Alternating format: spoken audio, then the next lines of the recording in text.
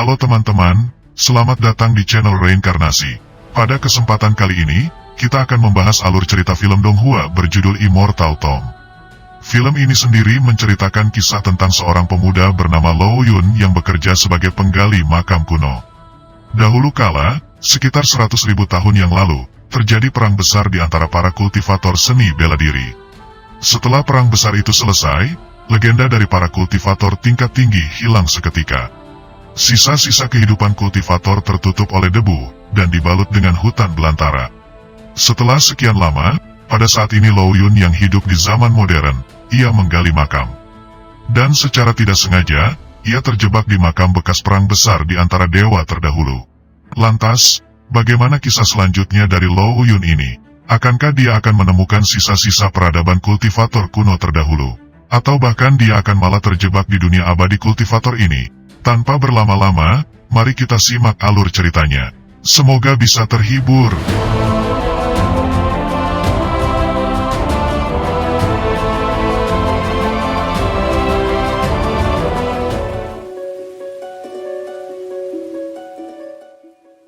Pada saat ini, seorang pria bernama Lo Yun terlihat terbangun dengan tiba-tiba dari tempat ia tertidur. Ia terlihat terengah-engah dengan keringat dingin yang mengucur dari dahinya. Lalu kemudian pada saat ini, ia segera berkata dengan nada memaki. Sialan, memalukan, bagaimana bisa seorang pemburu yang telah berburu angsa seumur hidupnya bisa mati karena dipatuk angsa? Kenapa aku bisa mati di makam sipil dinasti Han ini? Si brengsek macam apa yang merencanakan rencana busuk ini kepadaku? Setelahnya, Lo Yun tiba-tiba seakan tersadar dari makiannya, lalu melanjutkan berkata, tunggu. Ternyata aku belum mati. Aku belum mati. Benar sekali, aku memang belum mati. Aku, Lo Yun, yang memegang segalanya di bawah langit dan bumi. Segala sesuatu dari zaman dahulu hingga hari ini, semua berada di ujung jariku. Aku adalah orang terkuat, komandan terbaik dari perampok makam yang pernah ada. Bagaimana aku bisa mati di makam biasa seperti ini? Jika bukan karena tata letak formasi makam ini yang muncul begitu tiba-tiba, aku juga tidak akan terjebak di dalamnya. Lo Yun sendiri saat ini ia terus mengoceh. Ia berpikir, selama dia belum mati, itu akan baik-baik saja. Setidaknya, ia juga tidak akan kehilangan muka sebagai salah satu keturunan dari penggali makam kuno legendaris. Lalu kemudian Lo Yun pada saat ini segera memukul bibirnya, lalu kemudian berkata, sayang sekali, aku tidak membawa buku perunggu kuno itu bersamaku. Padahal, buku itu sangat berharga. Oh ya, di mana aku sekarang? Lo Yun yang pada saat ini tampaknya telah tersadar sepenuhnya. Dengan pikiran yang mulai tenang, ia segera mendongakkan kepalanya, lalu melihat ke atas, dan kemudian mengamati area sekelilingnya. Tampaknya tempat Lo Yun berdiri saat ini adalah sebuah ruangan dengan aura kuno. Dekorasi mewah menghiasi tempat yang ditata secara klasik. Mutiara bercahaya bersinar dengan cahaya lembut di 4 sudut ruangan, dan menerangi seluruh ruangan ini. Namun, di sisi lain, panorama horor segera membuat tulang belakang Lo Yun gemetar. Lalu kemudian pada saat ini, ia berkata kepada dirinya sendiri. Apakah pemilik ruangan ini ingin mati, ataukah dia ingin mencoba menjatuhkan kutukan kematian kepadaku? Feng Shui di ruangan ini jelas merupakan tata letak dengan formasi pembunuhan dari 9 yin penolakan. Lihatlah cermin perunggu yang menghadap tempat tidur itu. Bukankah dengan formasi ini, dia secara tidak sadar akan membiarkan hantu dengan pengaturan seperti ini? Setelah berpikir dan berbicara kepada dirinya sendiri, kemudian Lo Yun segera melanjutkan berkata, akan tetapi, saat ini saya masih hidup. Seharusnya pemilik ruangan ini memang tidak berniat membunuh orang yang terjebak di dalamnya. Apakah dia tidak mendapatkan Master Feng Shui ketika membuat serta mendekorasi ruangan ini? 9 yin penolakan sendiri adalah tata letak Feng Shui yang mengumpulkan energi dan roh negatif. Jika seseorang tinggal di dalam ruangan dengan pengaturan seperti ini terlalu lama, penyakit dan kesehatan yang buruk akan segera menghampiri mereka, dan rentang hidup mereka akan jauh lebih pendek. Lalu kemudian pada saat ini, Lo Yun tiba-tiba dikagetkan dengan suara pintu yang berderit. Pada saat yang sama, saat pintu kamar terbuka, tiba-tiba seorang gadis muda berjalan membawa nampan makanan. Gadis muda ini nampak seperti gadis yang berumur 16 tahun. Lau Yun sendiri saat melihat ini, ia tertegun dan terbengong dalam lamunannya.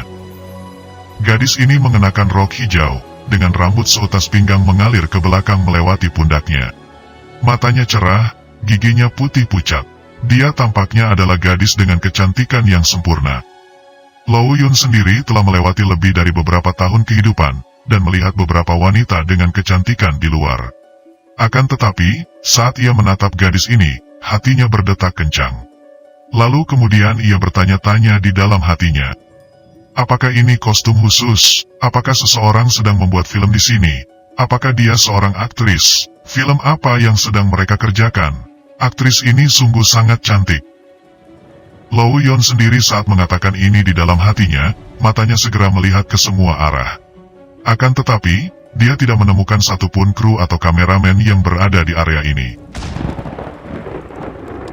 Lalu kemudian, dengan tiba-tiba, gadis cantik ini berbicara. Gubernur Milot, tampaknya Anda sudah bangun. Saat berbicara, gadis itu sambil mengambil mangkuk yang diukir dari batu giok putih, lalu mendekati Lau Yun. Segera, aroma harum yang indah masuk ke hidung Lau Yun. Lau Yun sendiri tidak tahu, apakah wangi ini dari gadis itu, atau sup di dalamnya yang terlihat berkilau dengan cahaya ungu pucat. Lalu kemudian tanpa sadar, Lau Yun berkata, sup ini sangat berkilau, apakah ini bisa dimakan? Akan tetapi setelahnya, Lau Yun segera tersadar, lalu kemudian melanjutkan berkata sambil berjalan mundur. Tunggu, apakah barusan kamu memanggilku Gubernur Milot? Setelah mengatakan ini, Lau Yun segera berpikir, bahwa semua ini tidak ada yang masuk akal baginya.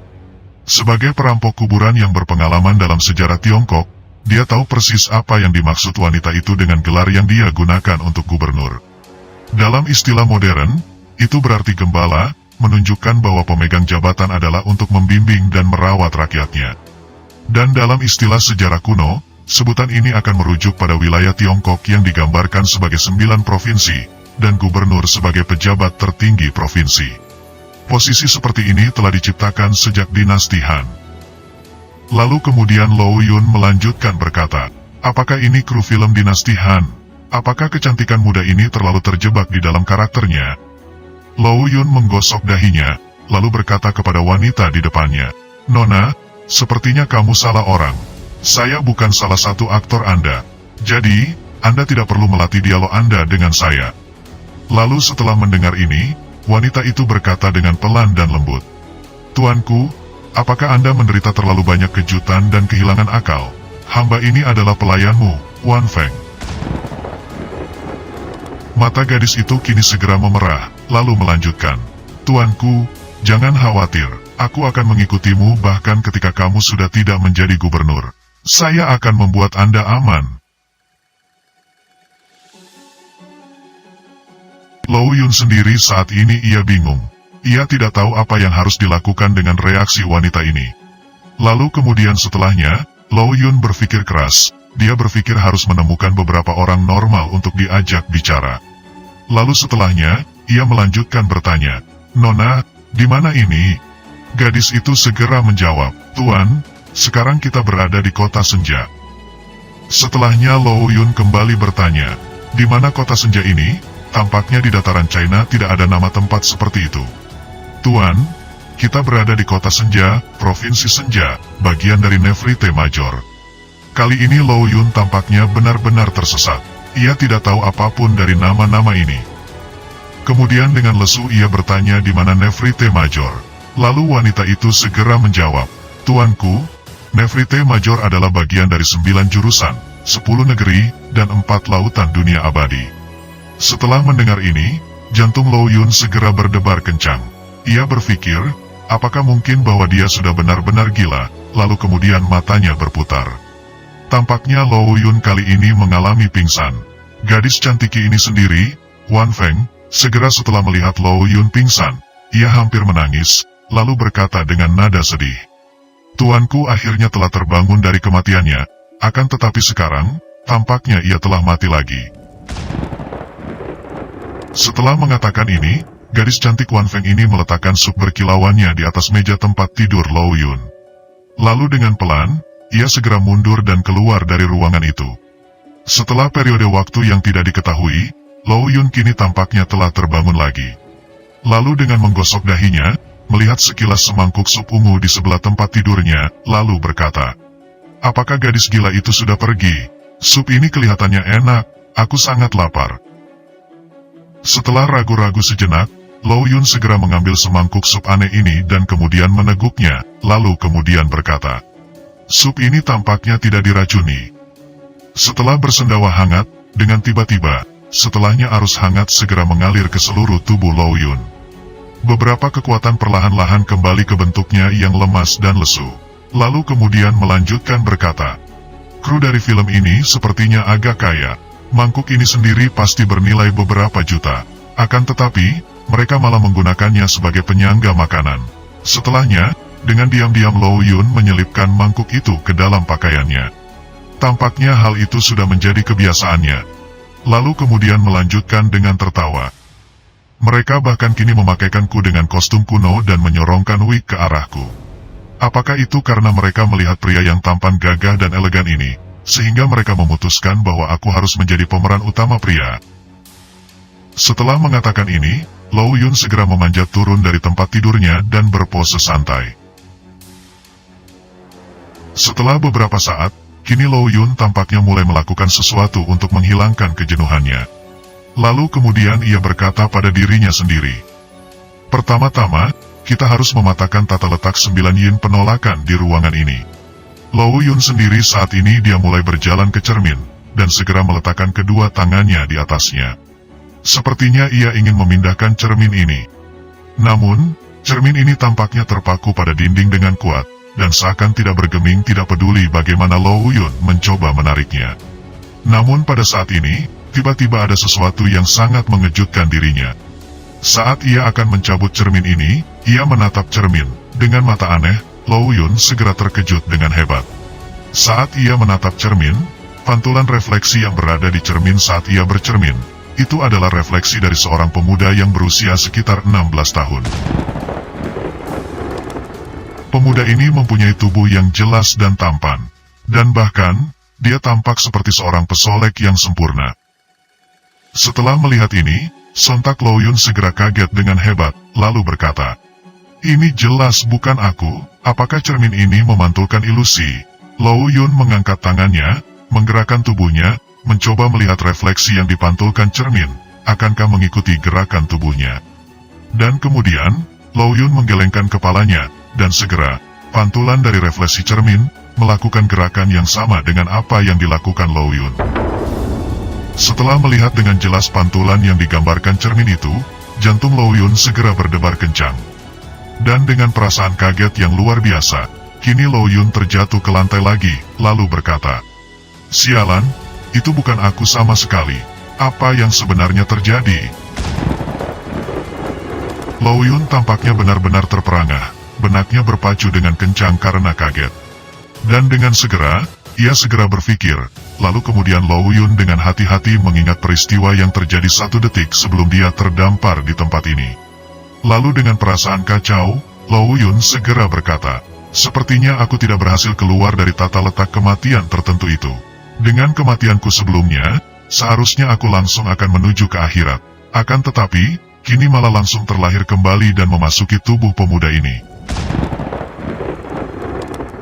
Tampaknya Lo Yun saat ini sudah bisa mengingat penderitaan dan keputusasaan pada saat kematiannya, lalu kemudian melanjutkan berkata, "Lalu, apakah gadis itu mengatakan yang sebenarnya? Apakah ini dunia abadi, dan pemuda yang saya hinggapi tubuhnya ini, apakah dia benar-benar seorang gubernur? Dan juga, ini adalah dunia abadi." Mata Lo Yun berkilau, dan dengan perasaan yang berkecamuk di hatinya, ia segera melemparkan dirinya ke udara lalu kemudian jatuh ke lantai. Sesaat setelah Lo Yun terjatuh dengan bodoh di lantai, lalu dengan liar Lo Yun segera berpikir, "Jika aku terlempar ke dunia kultivasi, maka, jenis abadi macam apa aku sekarang ini?" Akan tetapi, sebelum pikirannya berkembang lebih jauh, Wan Feng tiba-tiba masuk ke dalam kamar, dan segera membantu Lau Yun yang terlihat sangat ketakutan di lantai, lalu bertanya, "Apa yang terjadi padamu Tuan?" Setelahnya, tanpa sadar Lau Yun berkata, "Apakah aku seorang abadi?" Saat Wan Feng membopong tubuh Lau Yun menuju ke tempat tidurnya, ia pun segera berkata, "Tuanku, jika Anda adalah benar-benar abadi, mengapa Yang Mulia Kaisar Langit ingin menggulingkan jabatan Anda?" Setelah Wan Feng mengatakan itu, tiba-tiba titik kecil cahaya hijau muncul di ujung jarinya. Dia dengan lembut membelai pinggang Lau Yun, mengirimkan arus dingin ke dalamnya. Dan dengan segera, cahaya hijau itu melarutkan dan menghilangkan rasa sakit yang luar biasa yang menyakitkan itu. Setelah merasakan ini, Lau Yun segera berpikir. Dia adalah peri, gadis cantik yang tak tertahankan ini tampaknya benar-benar seorang peri. Setelah memikirkan ini, Lau Yun segera duduk. Lalu dengan tergesa-gesa seakan mencari jawaban, ia kemudian bertanya lagi, untuk memastikan. "Wan Feng, apakah aku tidak abadi?" Setelahnya, Wan Feng segera menghela nafas, lalu berkata, "Tuanku, Anda bahkan bukan seorang kultivator, apalagi seorang abadi. Dan karena Anda bukan seorang kultivator, Yang Mulia memutuskan bahwa jika Anda masih tidak bisa menjalankan kultivasi dan berjalan di dalam dao abadi setelah 6 bulan, Anda akan dikeluarkan dari jabatan gubernur." Setelah mendengarkan ini, Lau Yun segera tertegun sejenak. Akan tetapi ia tidak melanjutkan pertanyaannya. Lau Yun sendiri bukanlah seseorang yang bodoh. Melanjutkan alur pemikiran tertentu setelah mendapatkan pemahaman, itu akan sangat mungkin bagi Lau Yun untuk mengekspos dirinya sendiri. Lalu kemudian pada saat ini, Lau Yun berkata di dalam hatinya, kecantikan kecil di depannya yang bernama Wan Feng ini mungkin sangat menawan dan terlihat sangat dapat dinikmati. Akan tetapi, siapa yang tahu apa yang akan terjadi jika dia mengetahui bahwa Lau Yun ini sendiri adalah jiwa asing yang berada di tubuh tuannya ini. Kematian pemilik tubuh asli ini sendiri sepertinya adalah alasan untuk kesempatan kedua dalam hidup Lau Yun. Lalu kemudian Wan Feng saat ini berkata dengan raut yang terlihat percaya diri. "Tuan, jangan khawatir, pelayan ini akan tetap berada di sisimu bahkan jika kamu bukan lagi seorang gubernur. Saya sendiri saat ini berada di dunia inti, dan dapat menggunakan seni bela diri saya untuk bertahan dan melawan. Bahkan jika aku tidak bisa melawan orang-orang itu, tidak ada masalah jika harus kabur bersamamu." Setelah mendengar ini, Lau Yun segera berkata sambil tertawa masam, "Sepertinya, aku akan mempunyai beberapa musuh." Dan segera setelah Lau Yun mengatakan ini, keheningan sesaat segera terasa. Sebelumnya, pemilik tubuh yang sebelumnya mengisi tubuh Lau Yun saat ini juga bernama Lau Yun juga. Lau Yun sendiri tinggal di rumah Lu di Provinsi Das. Lau Yun lahir dari garis keturunan yang panjang dan terkenal. Meskipun tidak ada banyak anggota keluarganya, bisnis dan jaringan keluarganya membentang jauh. Dan juga, keluarga itu adalah klan budidaya terbesar di provinsi, serta memegang kekuasaan atas kursi gubernur. Kakek dan ayah Lau Yun sendiri sangat terkenal karena kejahatan mereka. Dan mungkin, karena semua dosa yang telah mereka lakukan, mereka berdua mati di bawah kesengsaraan surgawi. Lau Yun sendiri dikutuk, yang mana dari garis keturunan kedua orang itu yang masih hidup, mereka dikutuk tidak akan dapat berkultivasi. Meskipun Lau Yun tidak bisa menjadi seorang kultivator, kehidupannya sebenarnya tidak lebih rendah dari kehidupan ayah dan kakeknya. Dengan mengandalkan kecerdikan dan kelicikan, Lau Yun lama bahkan kadang-kadang kehidupannya di atas dari kehidupan ayah dan kakeknya yang bekerja sebagai seorang penjahat. Dengan kehidupan mewahnya di rumah Lu, banyak pembudidaya senja membenci semua ini. Akan tetapi, rumah Lu memiliki banyak ahli kultivator di bawah bendera keluarga Lu. Sehingga sampai saat ini mereka yang tinggal di dalamnya semuanya dalam keadaan aman dan nyaman. Namun, semua keamanan dan kenyamanan itu tiba-tiba berubah 3 hari yang lalu.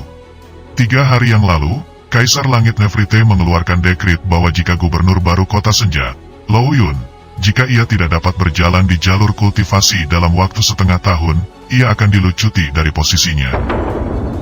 Dan akan memilih dari anggota keluarga klan yang lain sebagai penggantinya. Dengan adanya berita buruk ini, ayah Lau Yun segera jatuh pingsan. Ia tampaknya mengalami kesehatan yang buruk, lalu meninggal dunia. Sejak saat itu, kultivator yang biasanya bersumpah setia ke rumah Lu segera menghilang tanpa jejak. Sebenarnya, masih ada beberapa kultivator yang tersisa di rumah Lu. Akan tetapi, semenjak kematian ayah Lao Yun, mereka semua terdiam, dan seakan menunggu putusan gubernur setengah tahun lagi. Wan Feng sendiri berpikir, bahwa pikiran Lao Yun juga terguncang dengan berita ini. Jadi, dia menceritakan keadaannya yang sebenarnya saat ini dengan pelan-pelan kepada Lao Yun. Lalu kemudian pada saat ini Lao Yun menunjuk ke cermin yang menghadap ke tempat tidurnya, lalu berkata kepada Wan Feng, "Wan Feng, cermin itu benar-benar membuatku kesal. Tolong pindahkan cermin itu untukku." Setelahnya, Wan Feng dengan santai melambaikan tangannya ke arah cermin, dan segera cermin itu terbang pelan keluar dari ruangan. Lalu kemudian Lao Yun melanjutkan, "Wan Feng, tanaman pot yang berada di sana, tolong dibuang juga." Saat melihat Wan Feng memindahkan barang-barang itu, mata Lao Yun berbinar. Dia tampaknya terkejut, dan kemudian bertanya-tanya di dalam hatinya. Apakah Wan Feng adalah peri surgawi, atau dia benar-benar seorang kultivator? Lao Yun sendiri juga tampaknya tidak memperhatikan saat Wan Feng menjelaskan di awal pertemuannya, bahwa Wan Feng sendiri mempelajari teknik kultivator Dao abadi. Dan pada saat pot tanaman itu terbang, Lao Yun merasakan hembusan udara yang menekannya tiba-tiba menghilang. Semua aura negatif di ruangannya kini seakan terasa jauh lebih nyaman dan halus. Di dalam ilmu Tiongkok kuno sendiri, seperti salah satu formasi Feng Shui 9 Yin penolakan, formasi ini akan berakibat fatal bagi manusia biasa. Akan tetapi, formasi itu sama sekali tidak berguna bagi seorang kultivator di dunia inti seperti Wan Feng ini. Lalu kemudian Lao Yun pada saat ini melanjutkan bertanya, "Oh ya, Wan Feng, siapa yang mendekorasi kamar ini?" Dengan cepat Wan Feng kemudian menjawab, "Pelayan Agung Sue yang mendekorasi tempat ini." Wan Feng sendiri sebelumnya juga merasa ada sesuatu yang berubah di ruangan ini, akan tetapi ia tidak bisa menunjukkan dengan tepat apa yang berubah. Setelahnya, Lao Yun segera mengerutkan kening, lalu bertanya balik, "Pelayan Agung Sue, di mana dia? Dan juga, apakah ada seseorang yang bekerja di bidang yang sama dengannya di dunia abadi ini?" Tata ruang di ruangan ini adalah Feng Shui yang sangat fatal, yang akan dapat membunuh tanpa jejak penghuninya jika penghuninya itu adalah manusia biasa sepertiku. Lao Yun saat ini sepertinya bisa hidup kembali dalam tubuh barunya ini justru karena Lao Yun yang berada di tubuh ini sebelumnya telah mati karena formasi 9 Yin ini. Dan jika Lao Yun saat ini dia tinggal lebih lama di kamar ini, dia sepertinya juga akan mengikuti jejak pendahulunya, Lao Yun lama. Lao Yun saat ini sendiri, ia sebagai perampok makam kelas 1, ia juga memiliki pegangan dalam segala hal, mulai dari menentukan dengan tepat lokasi peti mati di sebuah makam, hingga menilai Feng Shui keseluruhan dari ruang bawah tanah. Lalu kemudian pada saat ini Wan Feng berkata, "Tuan, sepertinya pelayan Agung Sue sedang berada di luar wilayah dalam beberapa hari untuk membeli batu fondasi. Ia juga tampaknya sedang membentuk formasi tertentu di istana gubernur ini." Setelah mendengar ini, Lao Yun sendiri segera seakan fokus mendengarkan Wan Feng, lalu kemudian Wan Feng melanjutkan. "Pelayan Agung Sue adalah seorang master formasi. Dari informasi sebelumnya, di kamar Anda ini terdapat sebuah formasi yang bersifat defensif. Pelayan besar itu secara khusus mengatur formasi ini, karena Anda sendiri memiliki banyak musuh." Setelah mendengarkan penjelasan Wan Feng ini, Lao Yun segera menggosok dahinya, lalu berkata, "Tatak letak Feng Shui dan formasi di dunia abadi. Wan Feng, bantu aku untuk melihat formasi itu." Dengan segera, Wan Feng mengulurkan tangannya yang lembut untuk membantu tuannya berdiri. Ketika Lao Yun merasakan tangan Wan Feng yang lembut dan lentur ini, hatinya juga segera berdetak kencang. Bersambung. Jika kalian menyukai alur cerita ini, jangan lupa untuk klik tombol like-nya ya. Salam hangat dari reinkarnasi. Terima kasih.